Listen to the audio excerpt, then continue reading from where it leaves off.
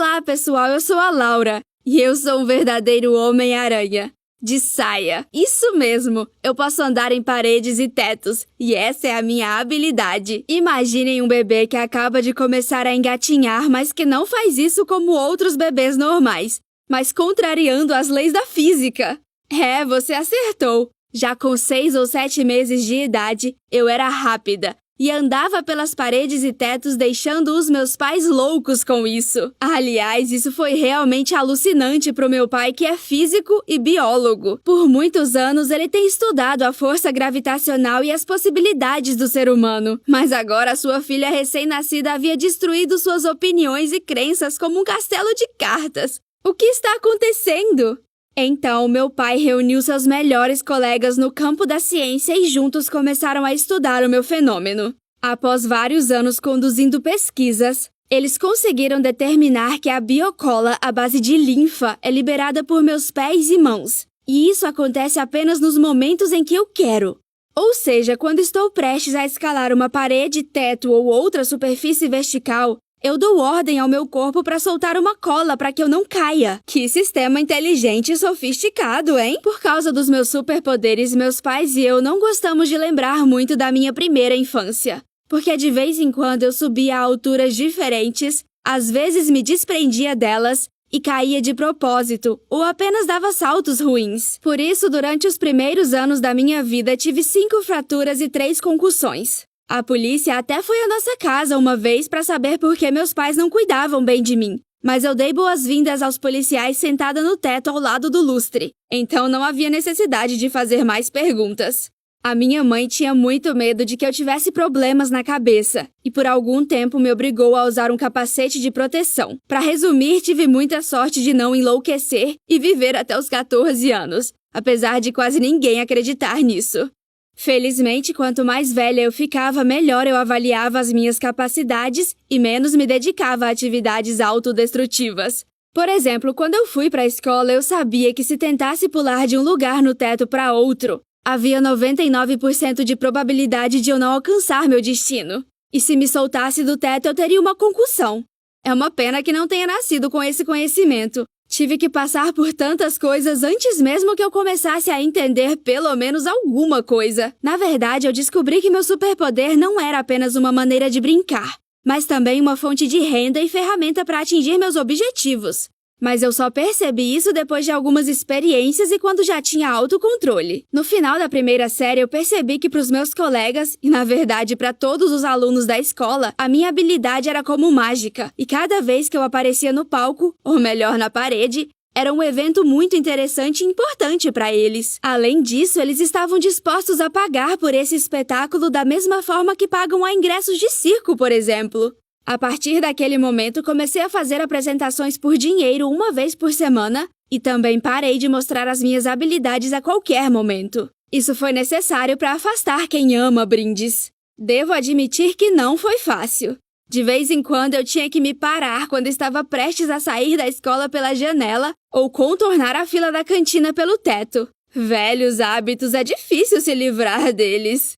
Quando cheguei à 5ª série, eu me apresentava não só na minha escola, mas também em outras escolas. E até comecei a me apresentar com um grupo de ilusionistas. E esse era um nível completamente diferente e o dinheiro também. Uma vez, a minha habilidade até salvou a minha vida. Naquele dia, cheguei da escola muito cansada, me deitei para descansar e não percebi quando adormeci. Acordei porque estava com dor de garganta e não conseguia respirar. Depois que abri os olhos, vi nuvens grossas de fumaça na minha frente e não conseguia me orientar no ambiente. Eu tateei meu caminho até a porta da frente, mas não havia chave nela. Maldita chave, onde eu coloquei? Naquele momento, esqueci totalmente que quando chegamos em casa, penduramos as chaves ao lado da porta. E já fazemos isso há 10 anos. Mas com o estresse do momento não consegui pensar e acabei ficando presa no apartamento durante o incêndio. Eu senti que estava sufocando e prestes a perder a consciência, e então corri para a janela. Eu saí por ela e desci do 11º andar até o chão através da parede do prédio. Naquela hora havia muitos curiosos do lado de fora. A maioria deles estava me filmando em seus telefones e gritando que provavelmente eu era a alma de uma pessoa que morreu durante o incêndio. Haha, ninguém nunca tinha me chamado assim.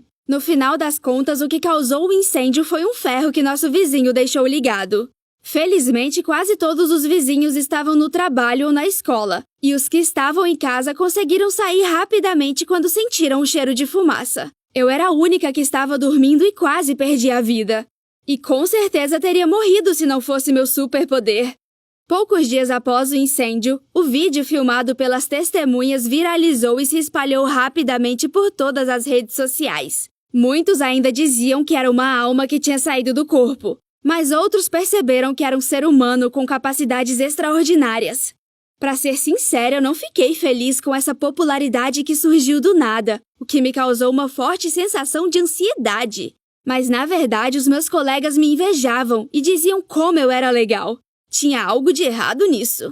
E eu não me enganei, porque cerca de um mês depois do incêndio, quando eu estava indo para a escola, um jipe preto parou na minha frente. Pessoas de máscara saíram dele e me forçaram a entrar no carro e colocaram um saco na minha cabeça.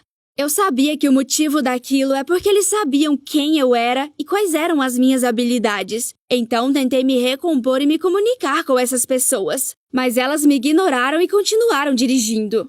De repente eu fui tomada pelo pânico, comecei a gritar e tentei puxar aquele maldito saco da minha cabeça. E por isso me deram uma injeção no pescoço e eu relaxei. Eu me sentia completamente distante do que estava acontecendo e não me importava com nada.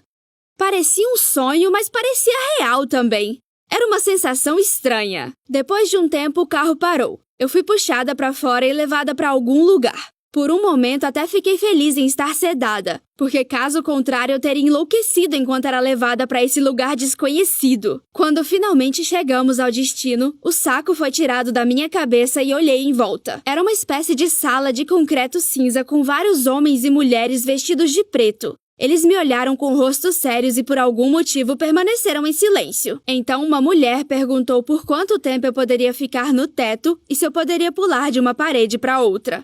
Ufa! Depois dessas perguntas fiquei até mais aliviada, porque se estavam interessados nas minhas habilidades, eles não iriam me matar como eu temia. Por várias horas eles me perguntaram sobre as minhas habilidades e até pediram para demonstrá-las. E então finalmente explicaram por que eu estava lá. Eles eram funcionários do Departamento Especial de Segurança Secreta do Estado e precisavam da minha ajuda. Eu concordei logo porque desde criança sonhava em trabalhar na polícia e me tornar agente secreta. Meu sonho se tornou mesmo realidade aqui e agora sob circunstâncias estranhas. Isso é incrível! Eu comecei a fazer várias tarefas quase que imediatamente e a ajudar a resolver os casos mais difíceis e confusos. Eu escalei uma cerca de 10 metros para olhar lá dentro e ver o que estava acontecendo. Tive que ficar pendurada de cabeça para baixo no teto de um lugar assustador por 12 horas, enquanto os criminosos faziam negociações. Essa foi uma tarefa muito responsável e perigosa, porque a qualquer momento, os criminosos podiam levantar a cabeça e me ver. Além disso, a temperatura era tão baixa que durante as 12 horas que fiquei no local peguei um resfriado. E 2 vezes tive uma tosse incontrolável, que por um milagre eu consegui conter. Mas isso me custou muito, e eu quase morri sufocada nas 2 vezes que segurei a tosse. Quando os ataques de tosse acabaram, a minha temperatura ficou muito alta e comecei a suar. Isso acontece depois de ficar um tempo com medo. E então a minha testa começou a suar tanto que eu mal tive tempo de enxugar as gotas de suor. Enquanto isso, os criminosos davam milhões de dólares uns para os outros em troca de uma grande quantidade de armas. Eu sentia que tinha começado a me soltar e tive medo de cair sobre eles. Mas eu me segurei e dei conta dessa tarefa e graças a mim a quadrilha foi detida. Aliás, esse foi meu tempo recorde ficando de cabeça para baixo. Apesar do perigo da minha profissão, eu a amo e espero poder me tornar uma espiã qualificada no futuro e trazer benefícios para o meu país. Você gostaria de andar em paredes e tetos? Me conte nos comentários e não se esqueça de se inscrever no canal. E se gostou da minha história, dê um like nesse vídeo e compartilhe com seus amigos.